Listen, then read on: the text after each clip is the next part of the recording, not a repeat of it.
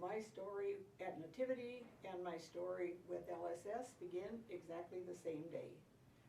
My connection to Nativity started that day, as well as my connection to Lutheran Social Service, because one of the people who greeted us that day as we were leaving was Lil Johnson.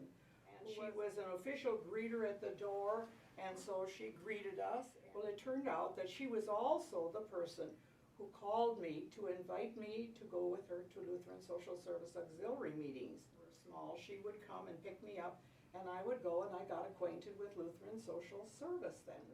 Been very convicted by the Matthew story of the end of the world that Jesus told about the judging between the sheep and the goat. And one was going to go to the left and one was going to the right. And then when they asked what that was about, he said, well, because when I was hungry, you fed me. When I was naked, you clothed me. When I was in prison, you visited me, and sick and so forth. So when I went to Lutheran Social Service, I found that that's what they were doing. And circles had long been a tradition in the predecessor Lutheran groups.